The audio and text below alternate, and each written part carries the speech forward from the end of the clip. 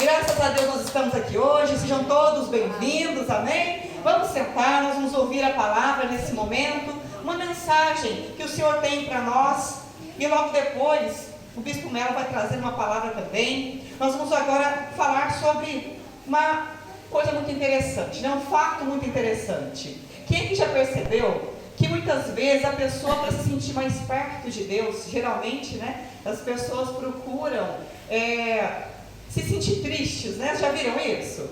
Tem muitas, até religiões, que pregam sobre isso, que ensinam que para estar perto de Deus é necessária a tristeza. Tem pessoas que você vai conversar com ela e a pessoa, nossa, ela clama tanto, reclama e reclama e reclama, porque tem muitas pessoas que pensam que para estar perto de Deus é necessário buscar tristeza. Tem gente que vê uma alegria, mas a pessoa não mantém a alegria no coração. A pessoa está constantemente buscando algo para sentir triste. A pessoa está constantemente buscando algo para se sentir vítima. Quem já viu isso? Já conhece alguém assim? Já viram isso? Eu já vi, e já vi bastante. E tenho ensinado, aliás, bastante sobre isso.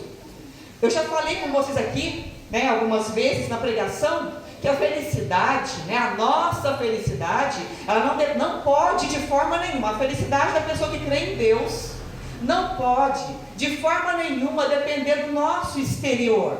A felicidade tem que estar dentro de nós, é uma construção dentro de nós.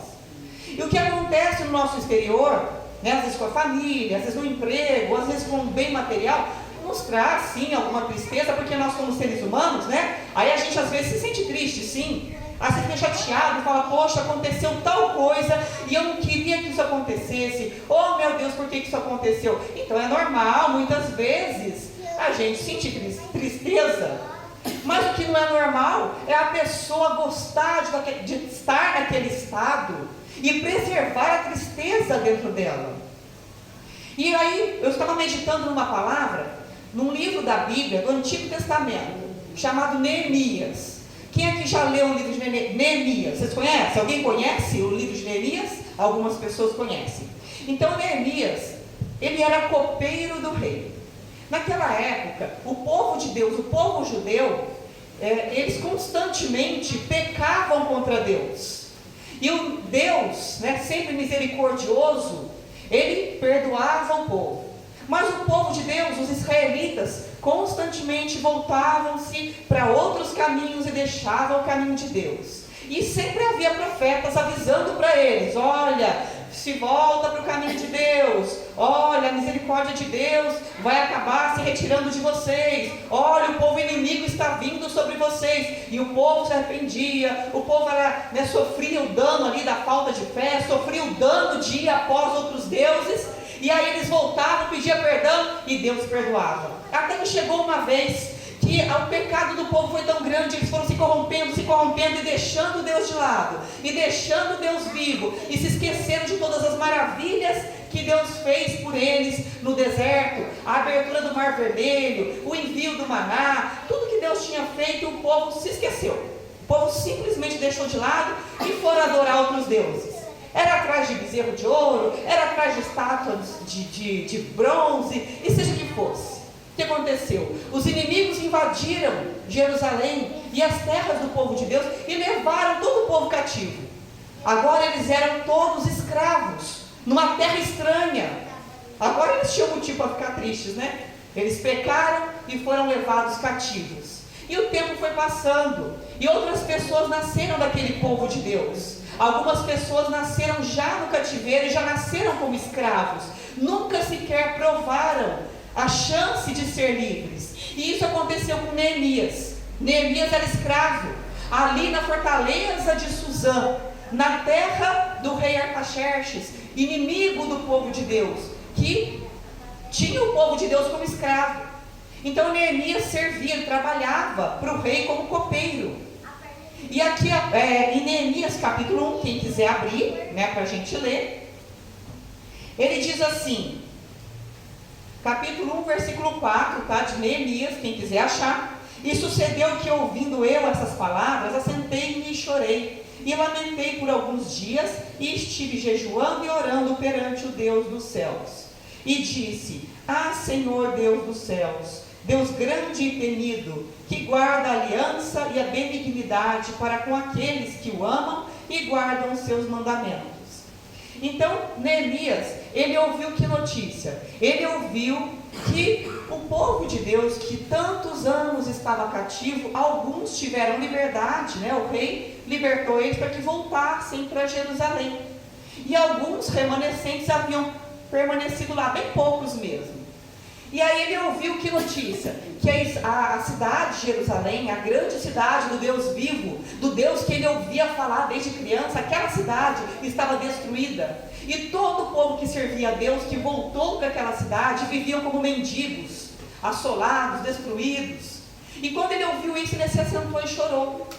Neemias, ele vivia como escravo na fortaleza do rei, só que ele vivia como copeiro do rei. Ele comia do bem e do melhor. Ele vivia em segurança dentro de uma fortaleza e comendo muito bem. Ele era muito bem tratado, ele era até respeitado. E aí diz aqui que quando ele chegou para servir a comida do rei, o rei olhou e falou: ué, por que você está triste hoje? Eu nunca te vi assim.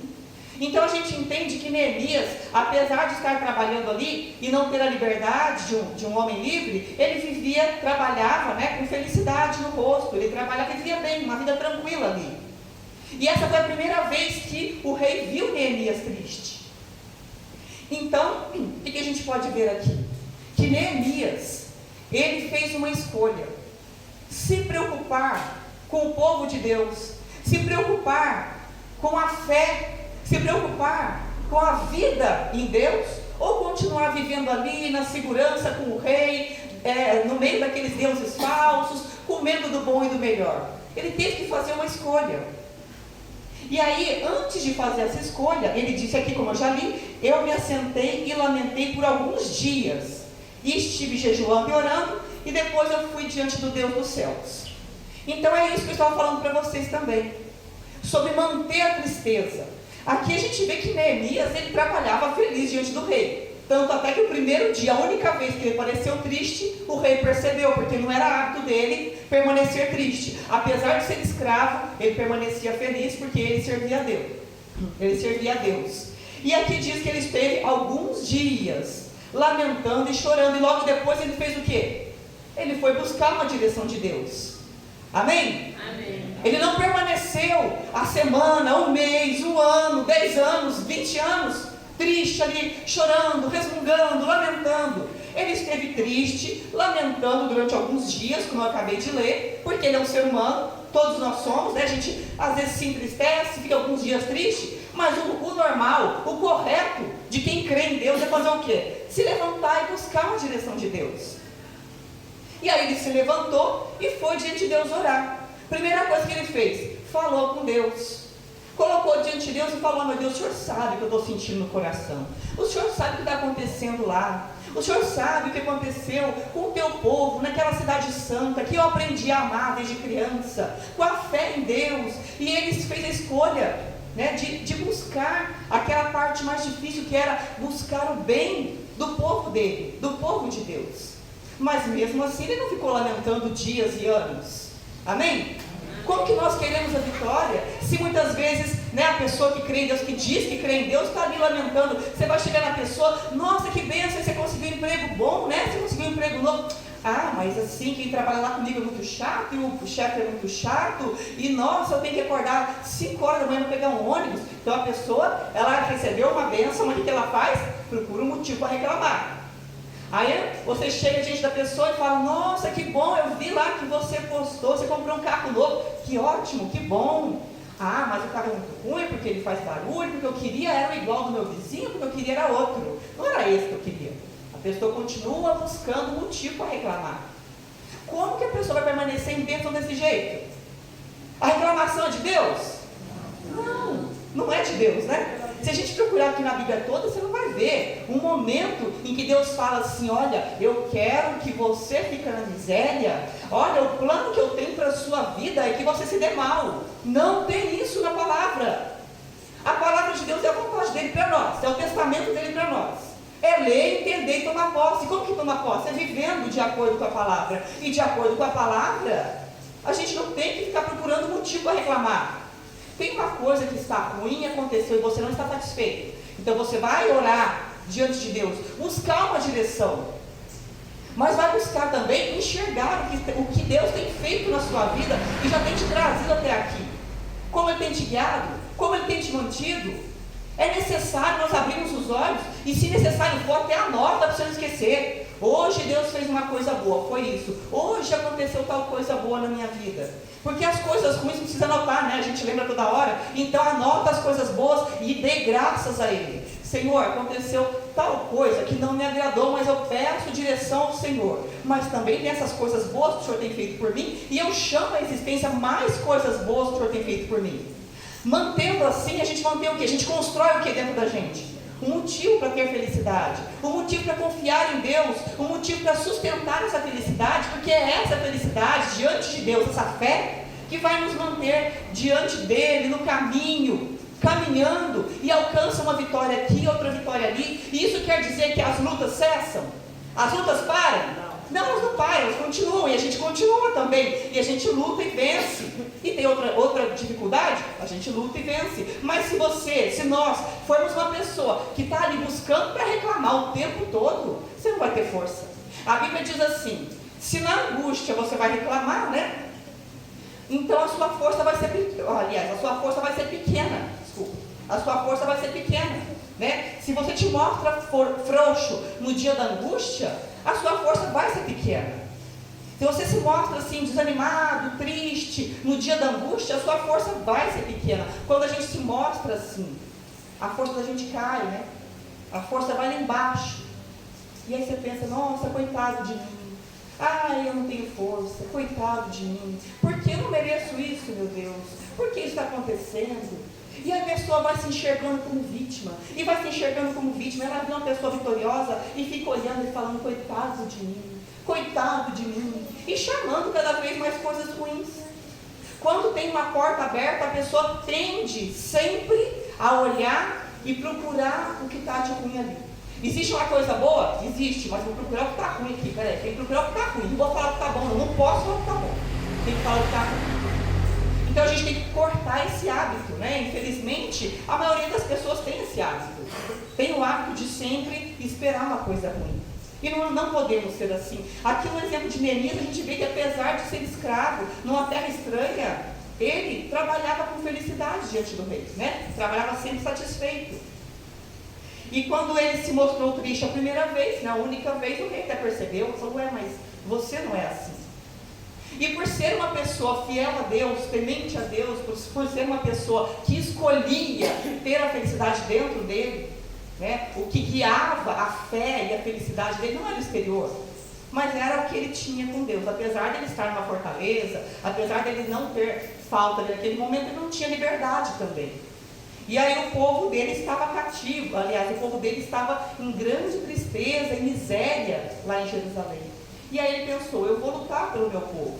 E ele foi diante do rei, pedir, né, ao rei, os favores do rei para que ele pudesse chegar até Jerusalém e reerguer o muro e reedificar a cidade. Para isso ele precisava da ajuda do rei, porque ele era um escravo, ele não tinha nada, né? Então, como ele era uma pessoa que vivia, né, de forma exemplar, diante de Deus, não quer dizer que ele não se entristecia, não quer dizer que ele não tinha lutas, não quer dizer que ele não tinha dificuldade, ele tinha, mas a forma de viver que ele escolheu, era uma forma de viver que a pessoa olhava e falava, esse rapaz é diferente, eu vou ajudar ele. E o rei permitiu que ele fosse, se você continuar lendo o livro de Neemias, o rei permitiu que ele fosse, o rei deu a ele cartas, seladas pelo próprio rei, ou seja, com aquelas cartas ele tinha autoridade igual ao do rei, naquele assunto escrito na carta. O rei deu a ele madeira, deu a ele o que ele precisava para fazer aquela obra. Mas por quê? Porque foi uma construção. Durante muito tempo, durante anos e anos, ele vivendo e construindo dentro dele a confiança em Deus, construindo dentro dele a felicidade, que não era amparada pelo que acontecia no exterior dele, né? Na vida exterior dele. Amém? Amém? Então nós temos que fazer a nossa escolha. Que escolha que a gente faz?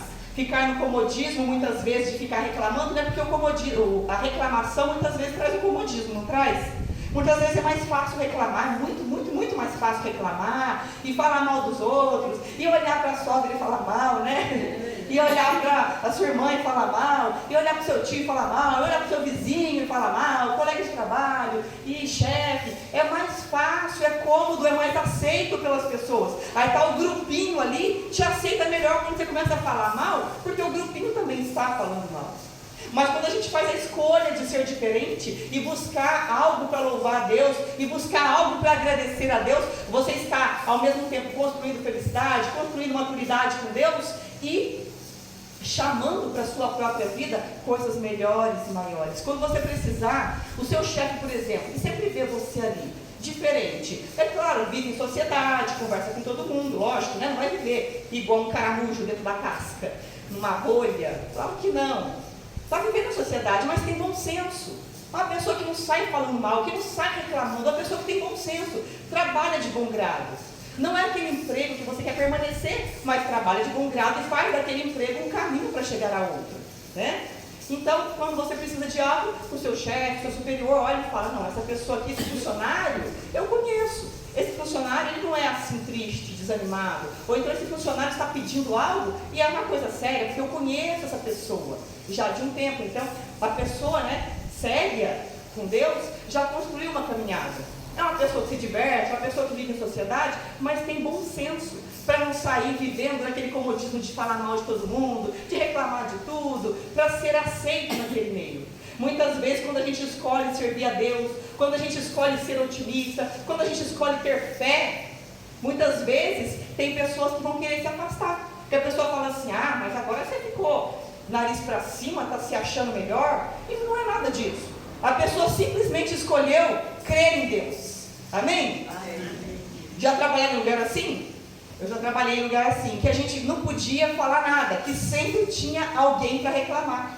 Você falasse, nossa, que bom, olha só, esse lugar de refeição é muito bom, né? O refeitório, ah, mas é ruim isso, e aí já emendava em outra reclamação, em outra. Então, muitas vezes é realmente difícil a gente fazer uma escolha, escolher pela fé, né? Escolher assim, manter a fé, manter o bom senso e chamar para a sua vida coisas boas. A Bíblia diz assim, um abismo chama outro abismo, né? O que a palavra de Deus nos diz. Quer dizer o quê? Se você vai chamando coisa ruim, você vai chamando coisa ruim, elas vão vindo.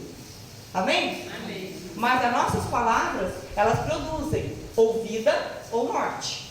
Amém? Amém. As nossas palavras vão produzir ou vida ou morte. Como assim?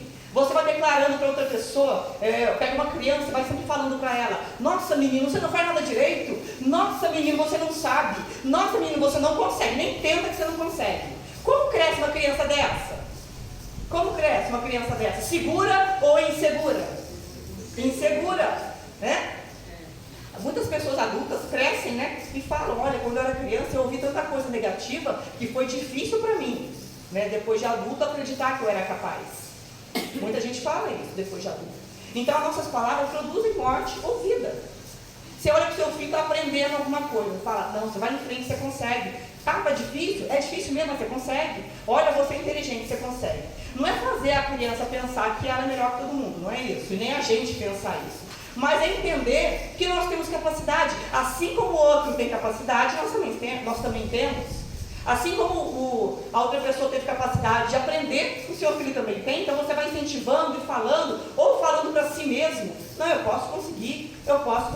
Então a sua palavra é essa. É a que vai produzir vida, ou a que vai produzir morte. A que vai chamar a existência aquilo que você deseja, ou que vai chamar a existência aquilo que o diabo vai jogando, vai falando, olha, você não consegue, né? O diabo joga na sua mente, aí você fala, eu não consigo. Olha, você não vai dar certo lá, eu não vou dar certo lá. Essas palavras vão produzindo o quê? Portas fechadas, desânimo, tudo de ruim. E pelo contrário também, né? O contrário também é verdade. Não, em nome de Jesus, está difícil, Senhor, eu sei, mas eu vou conseguir sim. O Senhor vai me dar direção. Vou tirar todo dia um horário. Todo dia, Senhor, esse horário, vamos supor, das 6 às 7 da manhã. É o horário que eu vou ajoelhar, vou orar e vou abrir a palavra. O Senhor vai me orientar. Eu vou conseguir sim. Não, eu vou conseguir sim. Está difícil, mas eu vou conseguir. E essas palavras vão produzindo o quê? Fé, ânimo, ousadia. E os seus olhos vão se abrindo Amém? É algo interessante, né? Que muitas vezes as pessoas que ensinam somente sobre positivismo falam sobre isso. Mas quando a gente ensina sobre a palavra de Deus, eles não aceitam. Falam, não, como é que você vai conseguir só porque a palavra de Deus diz? Só falando de Deus. Que a pessoa não tem fé. Mas se a gente tem fé, a gente une essa fé, a nossa confissão diante dele. Amém? A palavra de Deus nos diz o quê? Que as coisas foram criadas pelo quê? Como foi que Deus criou o mundo, gente? Como que ele criou o mundo? Ele só piscou e apareceu? Ou ele falou? Ele falou, haja, né? Haja luz. Isso é o quê? Quando ele fala, é o quê? Haja, é um verbo, sim ou não? E lá em João, o que a palavra diz? O verbo, a palavra, se fez carne e habitou entre nós. Quem é o verbo que se fez carne? Jesus. A palavra de Deus está encarnada no Senhor Jesus. E quando ele se entregou por nós, ele entregou a todos nós a autoridade dessa palavra. Por isso, a nossa palavra produz vida ou produz morte. Amém? Amém. Foi uma herança que o Senhor mandou para nós através do Senhor Jesus. E isso a gente toma posse, conhecendo a palavra de Deus. Como é que eu vou tomar posse da herança do meu pai e da minha mãe, se eu não sei o que está no testamento? Sim ou não? O testamento de Deus para nós é a Bíblia. Ah, mas está difícil entender. Mas hoje é tão fácil entender a palavra. Vai no YouTube e assiste uma pregação. Ah, eu quero entender Neemias capítulo 1. Digita lá, explicação Neemias capítulo 1. Aparece explicadinho, até desenhado para imprimir, né? Na minha época, lá, uns 500 anos atrás, quando eu converti, eu era menina ainda, aí a gente não tinha como entender. 500 anos atrás. É que nem eu já até perdi as contas. Então a gente tinha que ir atrás da biblioteca, a gente tinha que ir atrás do professor da escola dominical, a gente tinha que ficar ali quebrando a cabeça, não tinha facilidade hoje em dia. Hoje em dia tem Bíblia explicada, hoje em dia tem Bíblia de estudo, hoje em dia tem YouTube, hoje em dia tem Google, hoje em dia tem tanta coisa, tem a igreja, claro, obviamente, né, para a gente entender a palavra. E é através da palavra que nós vamos crescer, que nós vamos tomar posse do nosso testamento, da nossa vitória em Deus. Qual é a escolha que nós fazemos hoje? Qual é a escolha que nós fazemos hoje? O caminho é um pouquinho difícil, né? A gente decidir construir um caminho, uma vida de fé, de crença, de acreditar na palavra e construir a nossa felicidade. Mas vale a pena. Amém? Sim ou não? Vale a pena. Amém? Graças a Deus. Aplauda o Senhor Jesus. Amém. Vamos ficar de pé? Vamos orar então? Em nome de Jesus, que Ele nesse momento abra o nosso entendimento, para que nós possamos fazer confissões baseadas na palavra que Ele tem para nós, para que nós possamos chamar à existência as bênçãos que Ele tem para nós, declaradas no livro da vida, né? Na Bíblia, na palavra dEle. Feche seus olhos. Senhor nosso Deus, em nome de Jesus, nós oramos nesse momento, nós oramos ao Senhor, meu Pai, nós confiamos em Ti, porque o Senhor nos trouxe aqui hoje, para conhecer a Tua palavra, para ouvir mais da Tua palavra, para ouvir, Senhor, o que o Senhor tem para nos dizer. Oh, Senhor nosso Deus, que nesse momento o Senhor possa entrar nos nossos corações e nos trazer mais fé, mais ânimo, que nós possamos, meu Pai, trocar palavras de morte pelas palavras de vida, que nós possamos fazer essa escolha hoje, que nós possamos, meu Pai, abrir a nossa boca e proferir palavras de vida, Senhor, palavras de vitória, Senhor, palavras vivas, palavras que vêm da Tua palavra, que vêm do Teu coração, que vêm do Teu testamento para nós. Que esse testamento que o Senhor deixou para nós se torne vivo, se torne real, cada dia na nossa vida, Senhor. Em nome de Jesus, meu Pai. Graças a Deus.